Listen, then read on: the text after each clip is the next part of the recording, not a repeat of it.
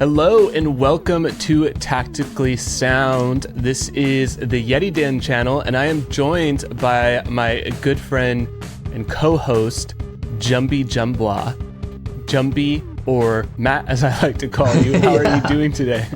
I'm good. How about you, Spencer? Good. As the podcast goes on, I can tell that I will eventually start calling you Jumby. Does anyone you can ever call me refer Jumby, to you as Matt, Jumby? anything. You can call me whatever you want. Does anybody ever call you Jumpy?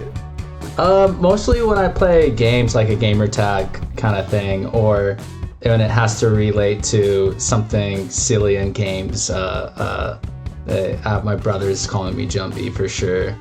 Some friends, but it's mostly my bros. All right, it's the secret name. So if you guys listen to this podcast, you can use Matt's birth name, JumbyJumbwa. His warrior name. That's my warrior name. It all started with a dwarf. I was making a dwarf in Baldur's Gate, and I was like trying to find a really kind of silly, bouncy, but also strong name.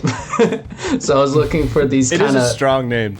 Yeah, like humbwa, humbwa. It was like getting this humbwa kind of sound, and then I was like, well, I'm hanging out with my brother Jared. His name starts with a J, and my other brother's name starts with a J. So I was like, what's my J name? So it came out to JumbyJumbwa, and then it was the most badass dwarf I've ever made, and it was the most fun time. And this was Baldur's Gate 3 before it released, making characters in it. So that was really good time. I love that. Well, thanks for being a co-host on the show. And we talked a little bit before as I was preparing the script. So initially the idea was, what if we did a spoiler cast on the TV series? And we've initially thought like, oh yeah, we'll do all 8 episodes in one episode. And as I was preparing the script and seeing the little scroll bar on the document get smaller and smaller, I was like, Matt, I think we should do 1 episode per episode. So today we're covering episode 1 because there is so much that happens. To get the best viewing experience, I would say definitely watch the whole series because we will spoil the series. It's not that we're like watching and then doing the podcast. Both Matt and I have seen the entire series. Yeah. And we're just going to use our knowledge from all the episodes to try to figure out what's going on in episode 1. We've played Fallout 4 and Fallout 3 and Fallout New Vegas. I've only played a little bit of Fallout 1 and a little bit of Fallout 2. Oh, no, I haven't played any of Fallout 2. And I haven't played any of Fallout Tactics. Same goes for Matt, I believe. So we're leaning on the wiki, the Fallout wiki, to kind of tie in any knowledge gaps without spoiling those games, because Matt and I still want to play them. So in terms of spoilers, you might want to know Fallout 4 main story, know Fallout 3 and Fallout New Vegas. So that's kind of the information we're working with. I had like potato chips and they totally dried out my throat right before filming. Normally that's so really good, like to get a little water. Yeah, a little potato chip. In the recording studio, we used to always keep water and potato chips for anyone recording. That was like good. That's hilarious. But yeah. Let me actually grab some water because I can tell that this like dryness in my throat is not going to go away. BRB. Oh, when the doggies get up. where are you going? We have to follow you. That was funny.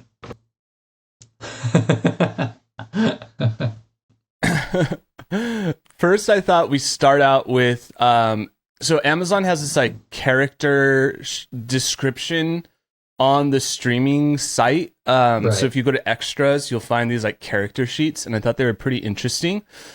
So we'll start with those, with the Vault Dwellers, to kind of set the tone for the episode 1. Right. So the first character is Lucy McLean, or Maclean. How do you pronounce McLean. it? Is it? It's like McLean. McLean. Yeah. A resident of Vault 33, Lucy actively contributes to the well-being of her community. She participates in the Young Pipe Fitters Association, Gymnastics Club, Fencing Team 3, Intermediate Phys Ed, and Riflery. Her primary passion is teaching American history with a focus on ethics. In her personal time, she watches movies with her dad, gardens also with her dad, and enjoys family book club, again with her dad. Norm chooses not to participate. She's upbeat and uncannily direct with an all-American can-do spirit. So, Matt, what are your just general impressions of Lucy? I mean, at first in the trailer, we already talked about it, I was really skeptical of her character. But just watching the first, 20 minutes of the show, 15, 20 minutes of the show, all those fears were kind of put to rest, and I was immersed with her character. And I thought I think the actress name is Ella, but she did very well at selling her character Lucy, being this kind of naive, don't really know what's going on in the outside world Vault Dweller that's really likable and eager to, I guess, start her adult life, right? So I really liked her as a character. She's interesting to look at too. She has she's attractive, but she has like really large eyes, which is almost like video game-esque in itself. So that was kind of interesting in the casting choice as well, visually as well. So I really liked her more than I thought I would like her. But what are your thoughts? Have they changed at all since before watching the episode or after? Yeah, the scene the clip that you're referring to is when she tries to negotiate with that like Megaton looking town, and she kind of goes on this like really naive kind of script. But what I think helps with the context of watching the whole show and understanding her character is that they show that scene where she shoots the rifle. Like they say that she has rifle training, and when she shoots it sideways, I'm pretty sure. And so that to me is like the clue that Lucy is more than the like do-gooder. She has this like fight in her that will come out. So when you do see her being nice, you're aware that she kind of knows how to defend herself. Like she's not she did phys ed, she did fencing, she did gymnastics, she did riflery. So she's kind of there's a fight to her that, you don't really get in that one clip. And so it's reassuring because it's like, okay, she's going to survive in the wasteland. Like she has what she needs to survive. But it's almost so like I to really the point where she her. doesn't even like realize she has what she needs. She's like, I just do all this stuff because this is a vault culture, like we stay fit and everything. But she like acts like she's like, I don't know how this is all going to be like used one day. But we end up getting to see how she leverages her experience. So that's really cool. Yeah, and then her dad, Hank McLean. Can you say it for me again, Matt? I am Mr. not pronouncing Clean. that correctly at all. Yeah, well, basically, I mean, that's what I think. That's why they chose this name. So it's really throwing me off. Yeah. McLean, right? McLean. Yeah. McLean. Okay. A kind and loving father to Lucy and Norm and benevolent overseer to Vault 33, Hank is the glue that binds their small underground community together. He has a knack for science and exceptional people skills. He believes it is the shared duty of every Vault dweller to keep the candle of civilization lit. So that's like a huge kind of undertaking to be the candle that keeps civilization lit. Yes. And so, I mean, I guess it's the duty of all of the Vault dwellers, right? So they put an interesting emphasis on mating in the first episode. And so sexual it's kind relations. of wild that like Hank so weird. that like Hank is so close to his daughter and then is like, yeah, I'm just gonna pawn her off to whoever's ready to mate with her. Like, that's wild, and obviously a clue into the different kind of society that we're entering in. The lines between family and mating partner are blurred in the Vault, that's for sure, and we'll talk about that when we get to Chet. But first with Norm McLean, the younger brother of Lucy and a bit of a black sheep in the Vault 33 community, despite not fitting in and lacking enthusiasm in every job he's ever been assigned. He is deeply loyal to his community. Vault 33 is his home. So Norm, what did you think of Norm? At first I didn't know what to think of him. I was like, hey, that's Rico from Hannah Montana. What's up?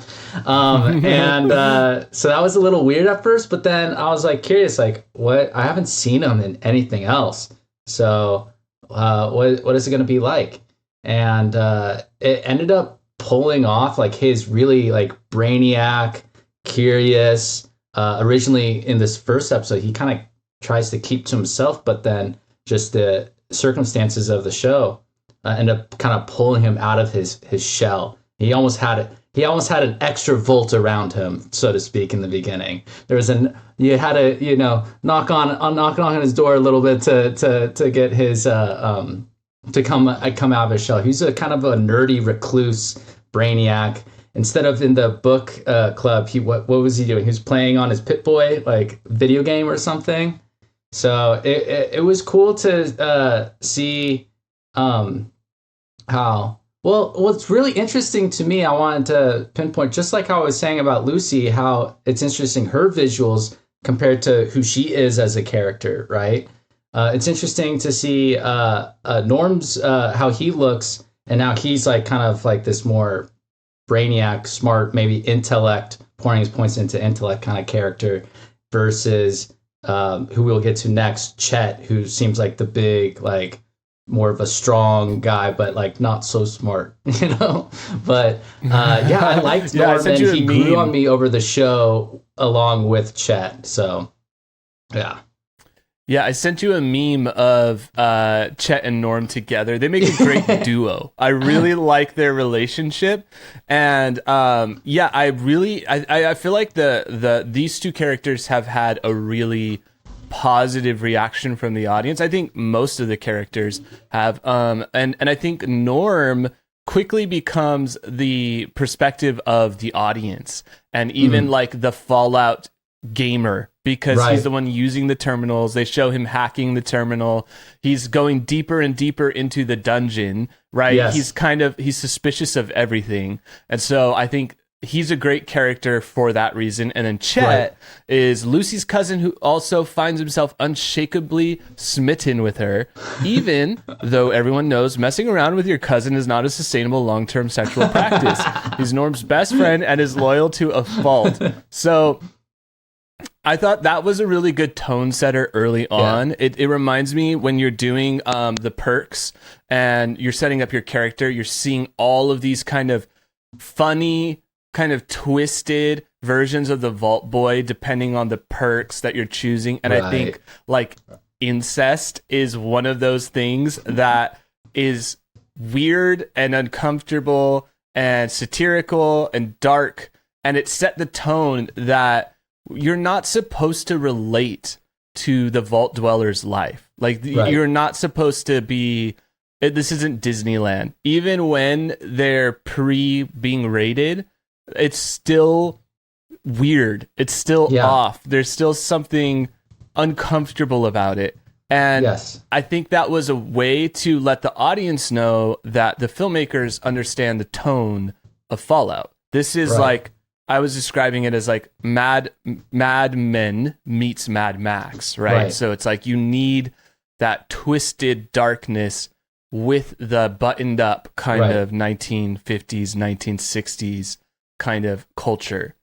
Well, it helped me to also feel safe to like set up like what I think is going to happen, but also set myself up to since it's kind of weird, it might not go the way I think it's going to happen. And that's a really good place to put your audience, right?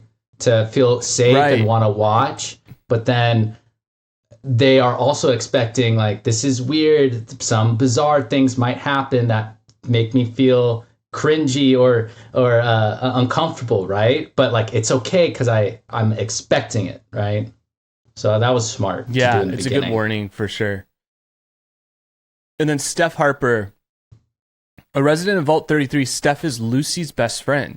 She and her husband, Bert, were married as part of the triannual trade of 2294. They are currently expecting their first child, but that doesn't stop Steph from taking part in the Young Pipefitters Association or any of her other Vault duties.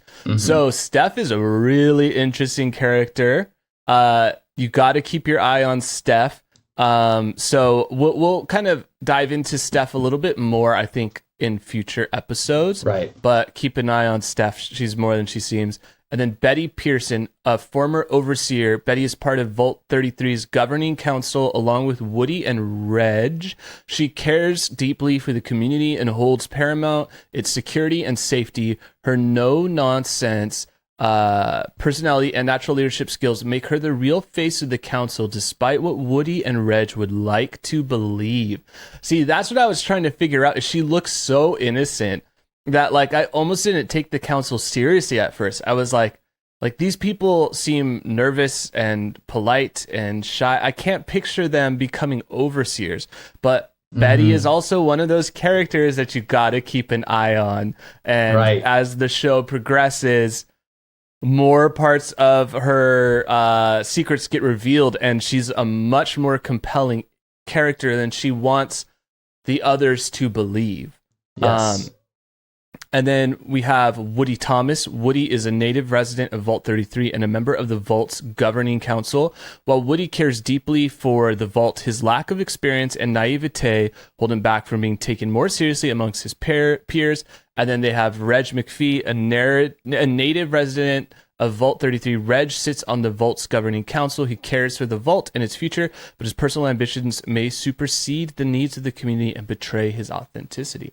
So cool stuff there. Let's move to the Wastelanders. Obviously, one of the main characters, the Ghoul. I wrote this, but AKA Cooper Howard. The Ghoul has survived the wasteland longer than most and has made his living as a ruthless bounty hunter. As pragmatic and deadly as he may be, there's more than meets the eye beneath his irradiated and violent exterior. So, what did you think of how they introduced Cooper? And then later at the end of the episode, the Ghoul, like, does he feel like one cohesive character? I think how they introduced Cooper Howard in the beginning was awesome. That has to be one of the best, like, nuclear attack scenes I've ever witnessed in television. And it's almost just worth watching just the intro just for that scene because just even in our history, it's always been so scary of what if nuclear fallout happened, especially maybe it hit home harder for us because this is where we're from, right? And seeing that skyline get attacked, and even like some of that inland empire, you're like, oh my gosh, bro, in the valley. It was really bizarre and crazy and interesting to watch that. What helps me with this show already is like I love Goggins, and I think he's great in like Hateful Eight and his Western movies. he has some sort of charisma about him already, and so him to be in this high charisma role in the beginning was really awesome, and it just like elevated his natural acting talents, I think. So immediately really loved that opening. Now, I was wondering if people would pick up that at the end, that is Goggins still. Like, that's the same character. I was wondering if people would pick that up, or if they would think like, oh, this is a completely different character. Maybe Goggins plays this, like doing an Eddie Murphy type situation where the same actor plays multiple characters. So I don't know. I'm very curious to see if like other people made that same connection, or if they realized that in future episodes.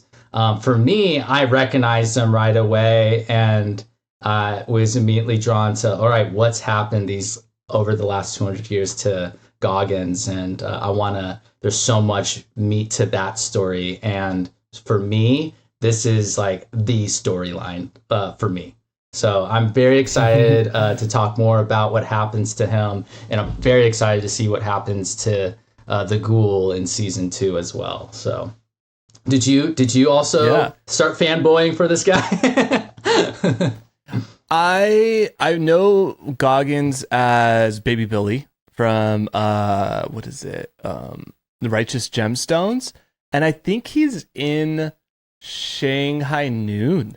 I think he's like one of the villains in Shanghai Really? Noon. I have to go back and watch that movie, dude, because I like that movie. I haven't seen it in so long. So I don't have as much history with like his previous work as you do, but I do think he was the right person for this job. Like, I think for me, seeing him as a front and center character was really good, because Baby Billy does have a lot of scenes in Righteous Gemstones, but it feels like that character wants to be in a world like Fallout. And so I just think this is like the perfect project, and probably the project that he'll eventually become most known for and most recognized for, which I think is pretty cool. But yeah, let's talk about Maximus. So they write, when Maximus, his family and community were taken from him in a traumatic incident as a child, he was raised by the Brotherhood of Steel. They became his family and community. His biggest fear is weakness, and he seeks power as a means to shield himself from the violence and dangers of the wasteland. So I watched an interview with this actor, and I want to see more of his roles, because a lot of Maximus's mannerisms seem to be connected to the actor, and I'm curious if that's like, is that an Austin Butler thing, or in all his roles, because he has a very unique speaking cadence. Like, it's like boyish, but it's also like timeless, and so he captures this like blend of like youth and manhood in a really kind of complex way, because some people are like, he looks just like Denzel, or he looks just like Cuba Gooding Jr., but then also you're like, the character is very young minded, and so it's a complex character that I grew to understand more. Like, a lot of the dark humor and the jokes really sold who this guy was.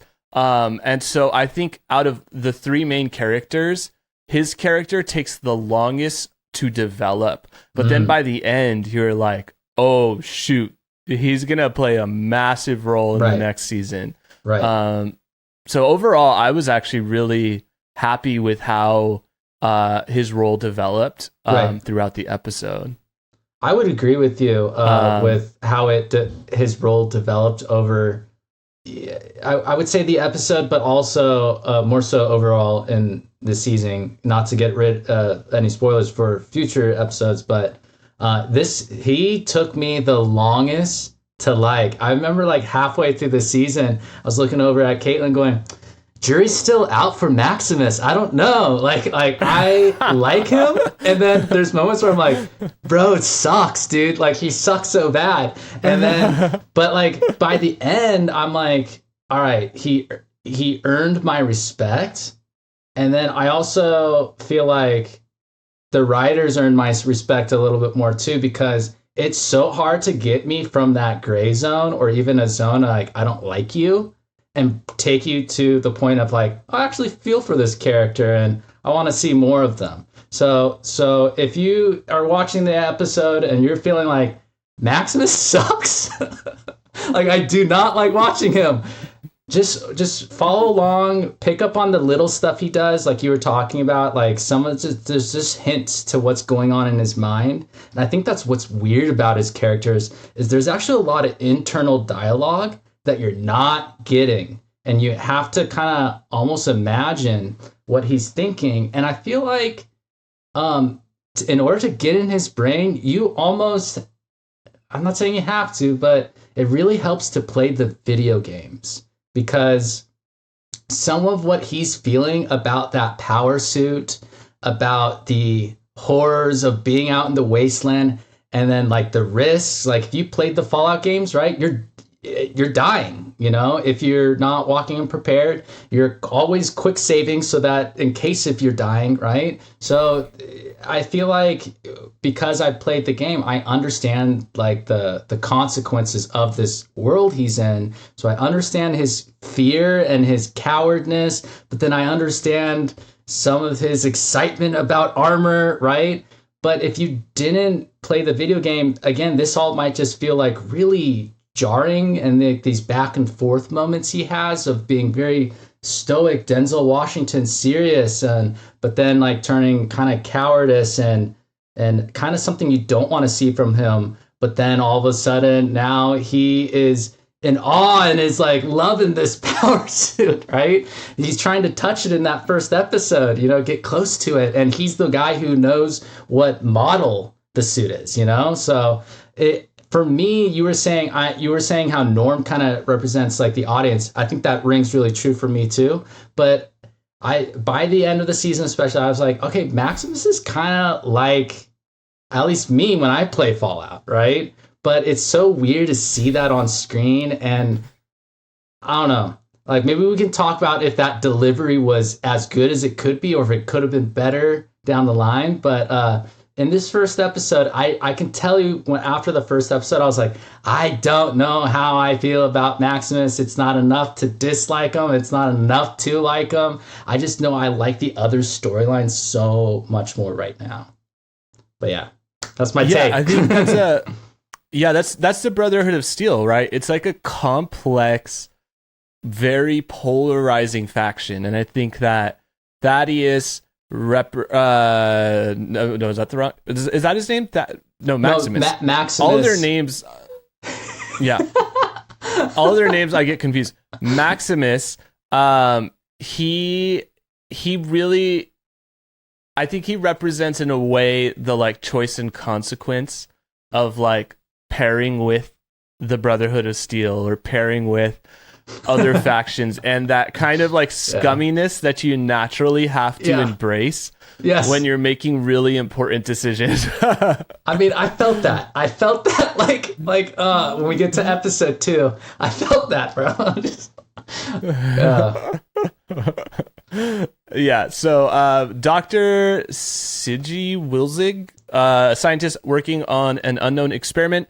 After fleeing with the evidence of his experiment, he's lived every moment in fear and hiding. As word of his escape made its way through the wasteland, he's found himself wanted by every faction. So he's kind of an important piece of the plot. There's some cool flashbacks with him as well. And then Thaddeus is an initiate of the Brotherhood of Steel and a consummate bully. Thaddeus takes advantage of Maximus's perceived weaknesses and uses him as a means to build up his own confidence and perceived toughness. We have Dane, who is a confident and eager initiative of the Brotherhood of Steel and Maximus's closest peer. They believe in the mission of the Brotherhood and dream of one day suiting up as a knight. And then you have Knight Titus, a gruff, no-nonsense knight of the Brotherhood of Steel. Knight Titus has an itchy trigger finger and sees trips to the wasteland as an opportunity to dish out heaping servings of violence from his suit of T60 power armor. And then next one is a big one for me. CX404, a smart, loyal, and brave canine. CX404, who finds themselves a brave and loyal companion to many in the wasteland. I love this dog. This dog, I was bought into the storyline. Probably my favorite storyline is the dog. It is a good one. It is a good one. I'm excited to see what happens with the dog. Right. And then Ma June, a trader in the small junk town of Philly. Ma June will trade with anyone so long as they have the caps. Just remember, she didn't establish her position by being a pushover. Cross her and you'll find yourself on the business end of the rifle. So yeah, we'll now move into the episode breakdown. And we'll dive into more of kind of what actually goes on in this episode. Okay, Dokey. Now, the episode 1 is called Okie Dokey, and a lot of these sources are from the Fallout wiki. So most of this is just word for word their description, so you can follow along if you want. I'm going to add in some discussion questions and some of my own thoughts and observations. But the wiki says that in 2077, Cooper Howard, a famous actor frequently typecast as a cowboy, performs stunts on horseback at young Roy Spencer's birthday party. Cooper is working a job beneath his pay grade to pay alimony to his wife. Now, real quick, the developer, Emil, Fallout Timeline, he posted a timeline, and I'm curious to see if I could pull it up, because he was like, hey, for those of you who are curious, here's kind of like a general timeline of the events of the... Okay, so bomb drops in 2077. Fallout 76 is 2102. Fallout 1 is 2161. Fallout Tactics is 2197. Fallout 2 is 2241. Fallout 3 is 2277.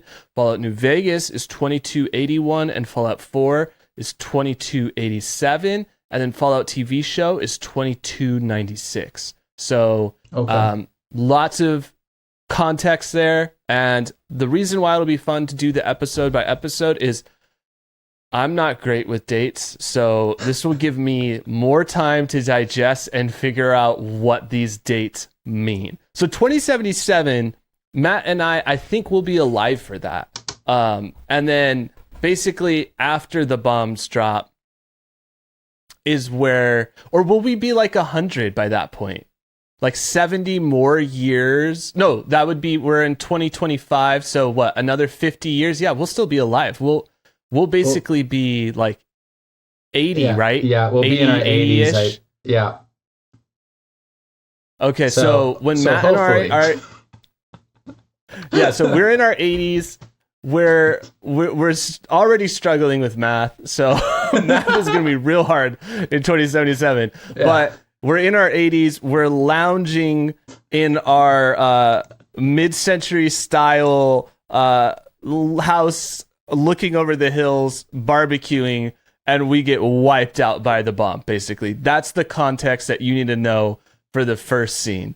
So Cooper Howard is the actor. He's a cowboy. There's lots of cool scenes. I love the later episodes when you see him at the party. I was telling Mo, I was like, that's what I want Fallout to look like. Like the way they color grade LA in 2077 and before, even before 2077 is like such a cool aesthetic. I feel like it got me some of that Severance vibe, some of the Mad Men vibe. So I really like the way they do flashbacks. I think this is one of the best episodes for best series for flashbacks. Like, I don't feel like I'm being dragged along for unnecessary information about the character's inner world. I feel like I'm getting page-turning plot details when they're doing the flashbacks. Me too. So this one is a really cool flashback, but I have a discussion question for you to answer. Why did Cooper Howard and his wife get a divorce? So if you guys haven't seen the full series, this is going to be spoiler. We're like majorly going to be in spoiler territory. So watch the full series. I mean, because I feel like he's having to pay. I know. Like I feel like I have a I think the show told us. I think it's because he's now concerned about Vault-Tec, and his wife works for Vault-Tec, and that turned into a feud probably. They didn't I never saw any of this in the show, but I'm guessing like it probably got a big fight about it, and they got a divorce because he didn't want to subscribe to the Vault-Tec plan, basically. I'm assuming. Don't quote me on this, but this is what my impression is from what I've seen. Do you think the same, or would you add anything to that? So it's kind of heartbreaking because they have so much chemistry. I love Barb and Cooper, and you really get the sense that Barb is trying to do the best thing for her family. Now, she's working for a corporation that is majorly questionable, but as an actor, I think she did a tremendous job, just like Walter Goggins does with his character. Like, I think both of them make you care and feel for the characters' inner struggles living in this time. Even if you wouldn't make the same decisions as they do, you, as the audience, care for them and are like, man, I'm invested in their relationship. So starting out the show, basically telling you that he has an ex-wife, and then as the show goes on, you meet his ex-wife. She makes the relationship more complicated. Like, she's not just like the bad guy. She's a really interesting, well-rounded character. So Matt's assumption is probably my assumption, and probably the audience assumption at this point, is that he finds out that Vault-Tec is as bad as he probably knew in his gut, and then he discovers more secrets about her and is like, yo, I can't do this. This is not good. And so he's forced to take these odd jobs as basically like an entertainer at a birthday party, when he was a pretty well-known actor who slowly descends into the advertising space of Vault-Tec, essentially ruining his career. So he's already entangled in the career of his wife with Vault-Tec. And then now with the divorce, he's kind of a washed up actor, is essentially the vibe I get. So then the question is, when did they get a divorce? Because, again, major spoiler, but in the final episode, they kind of reveal what she's doing behind the scenes, and it's not good. And it feels very, very inevitable. Like, oh, shoot, the bombs are about to drop down. So it's like, how much time is there between the final episode events and this event of the first episode? Because this is called the end. The other one's called the beginning. So essentially, like, what happens between him hearing about her meetings and then the bomb going off? Because how do they have time to divorce? And so there's clearly a lot of stuff happening between when he finds out what's going on at Vault-Tec and then him getting a divorce, him picking up odd jobs, and then the other thing that I would be really curious, and maybe we could discuss this in another episode, is just the political environment that's making the newscasters in LA and everyone think about nuclear bombs. Because as Fallout fans, we are always kind of aware that Vault-Tec plays a role in the nuclear fallout, but they're clearly not the only ones, because the general consensus is that a war is about to break out at any moment. So I'd love to learn more about that specific context that the party goers at the Spencer family house has. Well, something that really interests me about his wife too, and this kind of gets into spoiler territory again, sorry guys, but in terms of how we'll just assume if you've made it this far if you've made it this far, you've seen the whole series. All right, well, what I wanted to say is, in regards to the mom kept on like pressing Cooper, like, we're doing this for our daughter, think about her, the future, and everything like that. And then you see in the first episode, where's mom? It's dad's with daughter. Dad's with daughter on the day of destruction. So what happened to mom to where something went wrong? Yeah, where she's like, I don't care if my daughter dies, right? Like, that had to be a really gnarly fight or something. I don't know. What do you think about that? Yeah. I think there was probably a fight. My guess, this is all speculation, is that she probably didn't want the daughter to go to this party. And also, she probably didn't have control over when the bombs dropped. So I'm guessing she would have wanted the daughter with her, and he didn't want the daughter to be around Vault-Tec, or his Vault-Tec spot got removed when he divorced, and fears his daughter joining the cult of Vault-Tec, Right. so fighting for custody. I'm imagining, though, that circumstance leading to that is contentious between the two of them. Well, we know quick something trivia. happens. Oh, sorry. But really quick, we know something go ahead. happens because of the last episode. He goes, "Where's my family?" So he already has the assumption, even though I'm 200 years past this, there is a chance my family is alive still. So something happened on that day of destruction in Los Angeles where he saved his daughter and knew his ex-wife survived. So I'm super curious to understand and see, because I'm sure they'll show us, they're so good with the flashbacks. Season 2, this is what happened more on that day of destruction, because that is such a cool thing, a unique thing about the Fallout universe, that they explore that. And I think a lot of people are very curious about the day of doom, the day of destruction, the nuclear fallout. So I want to see more of that. I think this is, I'm actually just kind of realizing all this stuff as I'm talking to you. It's really cool. So let's see, let's hope that they're going to play on that a little bit more in the season 2. Yeah, they set up season 2 really well in season 1. Like, there's no question that season 2 has plenty to dive into. That's what's so exciting about this show. Right. Is it doesn't feel like a one and done. Like, there's plenty more to talk about. So the trivia that I wanted to shout out is the comic cartoon, the like animated series that, like they show that on the TV. I thought that was really cool. So it was Grognak, the Barbarian, and the Ruby Ruins. I was like, man, that would be cool if they could figure out a way to release an animated series, like not over the top, but either inside of the next game or as a little bonus episode.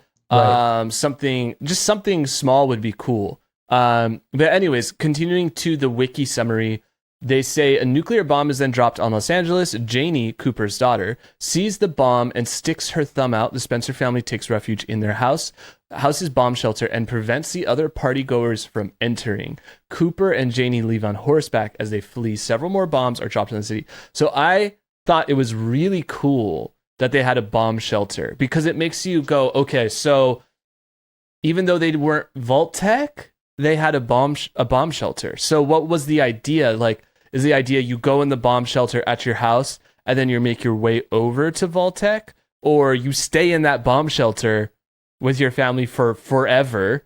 And then the idea that they would not let anyone else go in the bomb shelter with them was also just, again, it's that cool Mad Maxian creepy betrayal of fellow man that it's like, it's this well-to-do society, but then when the bombs drop, everyone just goes straight up like tribalism, and like their party guests are left stranded to die. And so what do you think? Do you think that this is just the domestic family bomb shelter, or do you think the Spencer family, I mean, clearly they were caught off guard. Do you think the Spencer family is wealthy? Like, what? I mean, obviously their house is insane. Yeah. I think they're, a well-off, wealthy. Probably they look really wealthy for their time period and location. And so I think they had their own bomb shelter. I think this bomb shelter is not long-term, like extremely long-term. So they definitely didn't want anyone else other than their immediate family in there. So yeah, like you, it was really cool to see that immediate survival pressures and instincts happen, because you expect that. And so that was a really quick and nice way to show that. Very smart by the director.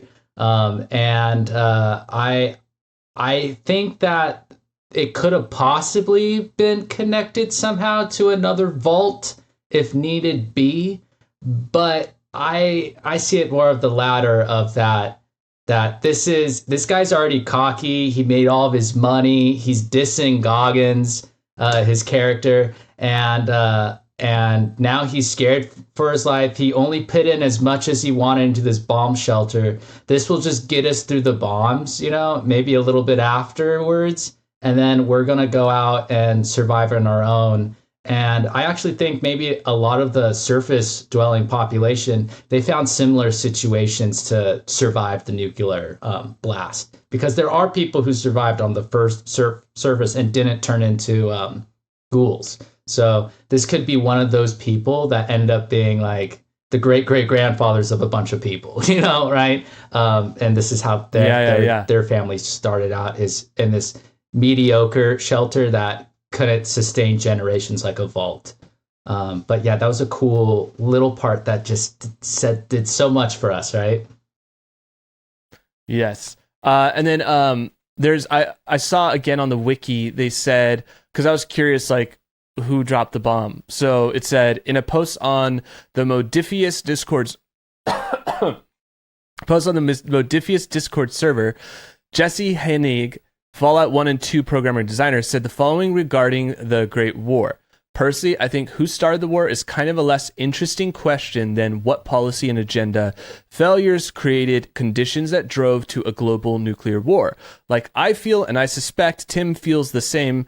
Tim Kaine would be another creator of Fallout 1, that I'm less interested in who fired the first missile than in what kind of jingoism, revanchism, imperialism, and bigotry created the climate in which people in power felt that destroying civilizations was their best action compared to all other alternatives. So that's a cool insight into the Fallout 1 development, which is basically that they don't, the original developers didn't want it to be incredibly known who fired the first missile.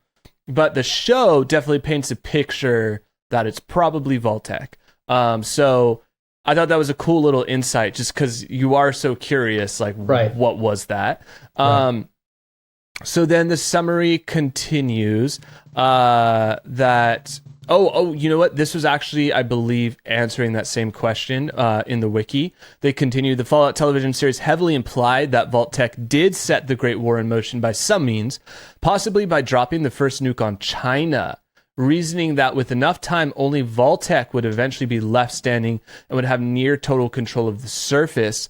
Barb Howard, however, only said it in the form of a suggestion. However, it is also implied when Bud Askins asks, after we've wiped the surface clean, end quote, while speaking to Norm McLean. Although it is unclear if Askins meant Vault-Tec or humanity in general, Lee Moldover also says, while discussing the fate of Shady Sands, which was destroyed by a nuke, that's how Vault-Tec deals with competition, just like they did 200 years ago. So this actually would make a lot more sense that maybe Vault-Tec nukes China first, as opposed to nuking themselves. So interesting discussion. So then what's cool about the first episode is it like really breaks apart the different storylines. So that was the prologue. Right. And then now we have part one with Lucy. So 2019 or 219 years later, Vault 33 is successfully functioning under the leadership of Overseer Hank McLean.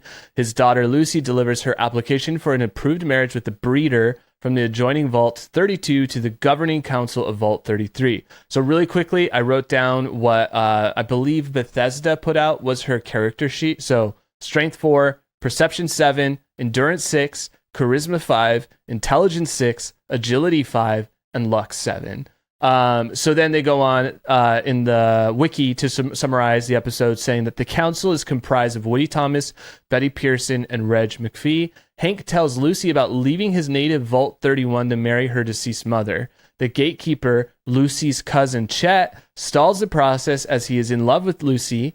Lee Moldover steps forward to introduce herself as the new overseer of Vault 32, also introducing Lucy's husband to be Monty. Seeing Monty, Steph calls Lucy lucky, causing her husband, Bert, to give her an appalled expression from behind. So there's so much. It goes on and on and on. But essentially, just to summarize, for the sake of this discussion, Lee is not who she says she is. They end up getting raided, and Lee ends up kidnapping Lucy's dad. And so we had a discussion question, which is, how does the Overseer not recognize Lee? And I looked this up on Reddit just to see what other people were saying, and they were saying, well, it was, I believe, 15 years ago that he would have last seen her, so her hair could have changed. Maybe he wouldn't have expected her to survive the bombing of, I believe it's called Shady Sands. And maybe in the context, he was overwhelmed. And then some people have said by rewatching the episode, they could understand how there was so much going on all at once, that maybe it just didn't click for him. Right. But the other thing that I thought about that I wanted to discuss as well, kind of in tandem with that, is that she hired raiders to attack the vault. So I thought that was interesting as well. So she didn't use the New California Republic, the NCR. She used the Raiders. So what did you think of this whole kind of element of the episode? Lucy's side getting raided in the vault. What were your thoughts on that whole thing with Lee as well? Gosh, well, it's complicated because, when I watched it for the first time, it flowed, it worked, it made sense to me. I didn't know that they've met at least once in the past, and relatively recently. Like, if I saw someone from 15 years ago I haven't seen since, I would at least recognize them and maybe not remember their name if I haven't thought of them in a long time. But I would recognize them, like, I know you from somewhere, you look familiar, and thus proceed the conversation. Now, maybe he did recognize her, but it could be someone else. It's not enough to ruin this momentous occasion, and I'm not getting any tells that they're going to attack us or anything weird, right? So, or it could be more sinister than we ever thought, and is even revealed in this season, where the dad was using her in a way to do. See, I don't even know where you could go with that. So I would like to think that maybe it was just a mistake. Like, he didn't catch it that it was her until it was too late, because I knew that he knew it was her when they asked them or your daughter, right? And he chooses his daughter and puts her and locks her up so she's not harmed by the blast. He totally knows Moldaver that at that time. Yeah. So, right. So yeah. It has to be element of surprise, and then maybe over time he recognizes who she is, because she's essentially his mortal enemy. She's a large political figure. She's a scientist. She's well known, right, to anyone who knows their history. And so, yeah, I think it's really, there's just so much that we won't be able to unpack entirely in just this episode alone. Right. But the relationships of the vaults, we'll go into more of that. I didn't remember this, but in this episode, I believe that her brother discovers that Vault 30. Yeah, I think he runs back right before the attack. So, he discovers that Vault 32 is totally in shambles. Destroyed. It's gone. The corn's all dried up, and he finds a couple dead bodies or something and runs back, and it's already happening. It was crazy. Yeah. So lots that we'll further discuss as these episodes all kind of really tie together. So we'll go more into those questions raised there on future episodes when we get to episodes 2, 3, all that stuff. So next, let's just touch on Maximus. I think this component there's less to unpack, because again, this is essentially, you're seeing a cult, a small kind of attachment of this military group. You get the sense that this is a dog eat dog world. there's a desire, and you mentioned this already, but there's a desire to get into the power suit armor. There is, competition amongst the squires, and they show I believe it's called I always struggle with this pronunciation, the Paradin. That's what we think it might be, which is a sick base on Fallout 4. I love the Paradin. But yeah, we don't have to go too deep into this section because it's not as long as the other ones. But what were your thoughts on the introduction of the Brotherhood of Steel? When they walked out with the armor, I thought that was really cool. That was a great scene, a great way to introduce the power armor. Epic. They succeeded there.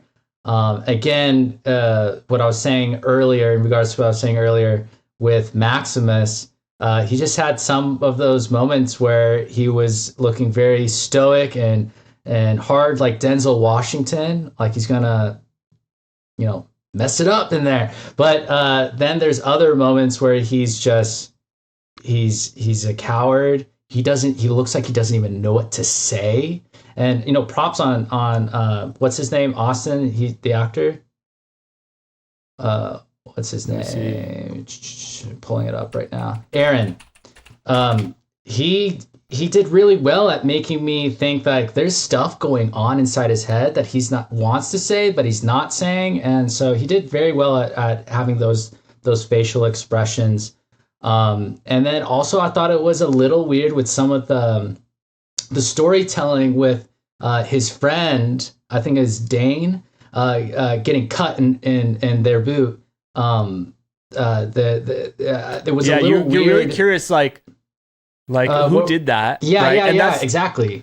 Like it was so weird. Of like it could have been him, but it's not, and it just felt like a whole kind of an issue that didn't really add to the story for me. I guess that's how he was able to become the squire instead. But I just think you could have made him a squire some other way that was in a less confusing way.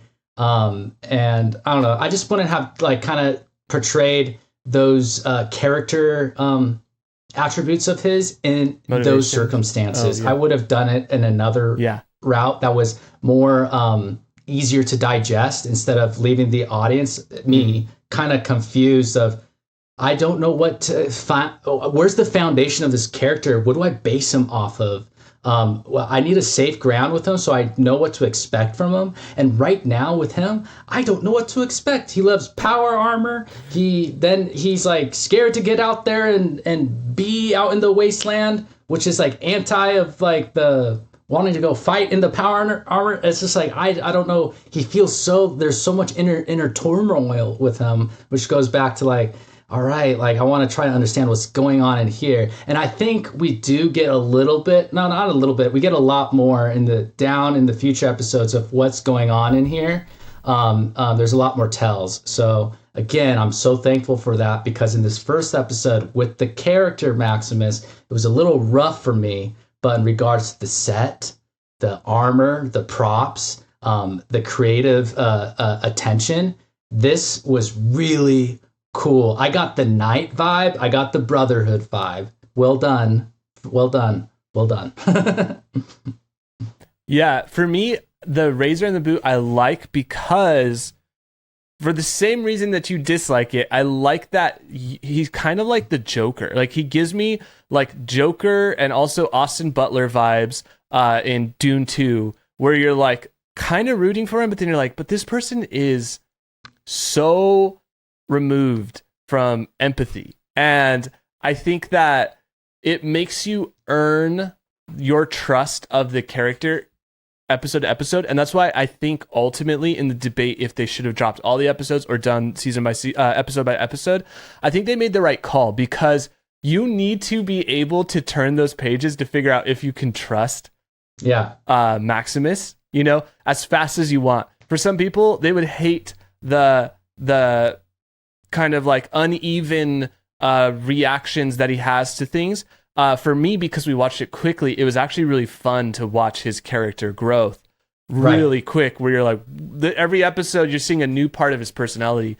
And I think being able to binge it was more helpful for me, because then I was able to get to my own thoughts and ideas based off of his actions quicker than being forced to wait week to week, really process it, and then be surprised and frustrated when you see more stuff revealed. So the final act, I believe, again, is the shortest act, but this is where they dig up the Ghoul, and we meet the Ghoul, and he shows that he's a dangerous dude. He shows that he's very capable of defending himself. And he's the details that the target is seeking out Moldiver. So he's set out to find Moldiver, who we know. Well, I guess he's already spoilers, but he already has met her, right? We find that out later. So yeah, again, I think the idea is he's hoping he's gonna find his family through taking on this bounty. So yeah. Any thoughts on the final section, the introduction of the Ghoul? I thought this was probably my favorite scene. I really this is actually one of my most favorite nighttime Western-esque scenes I've ever seen. I think the color is really good. I think the costume's really good. And just the writing, the humor in this part is like perfect. It's not too much. It's not too little. It fits really well with what's going on. And it's just really cool. What a cool scene of taking out this old guy that you know nothing about, that's apparently fought in a war with this other old guy's dad. You know, the last time I remember something like that was like with Lord of the Rings, where King Theoden talks about Aragorn riding into battle with his father, and he was just a boy, you know? So it's just already something cool and fantasy-esque that is different than our world. And then they're raising this guy out of the grave, right? Out of his coffin. He had like drip of chemicals going into him. It's just all so perfect and good. And I really thought it was funny, even with the chicken, you know, like he's gonna if he's feral, he'll eat the chicken. If he's not, then he's good. And then he ended up picking up the chicken, and one of the henchmen was like, should we kill him or not? Yeah, it's just a fun scene, and it's a fun way to introduce a character. And it's also very memorable because it feels more unique and to other ways I've seen characters introduced. So I'm very curious, though, if people knew that was Goggins the first time they watched it through, or that they thought it was a new character. So maybe if you guys are watching this, put that in the comments, whether it was completely obvious or if it wasn't. Yeah, well, that's the episode 1. This was a fun episode to unpack. As I said, they're all going to blend together. It's almost like it's a movie. You know, it really feels like it's one cohesive thing. So tune in. We're going to find more discussions about every episode and tie in more of our thoughts and conspiracies and fan theories. So thank you guys so much for watching this episode. Please subscribe to the channel. Check out JumbyJumbwa, JUMBWA, JUMBWA.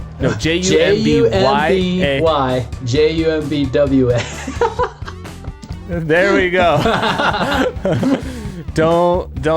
Don't trust me for math or for spelling Matt's name off the top of my head.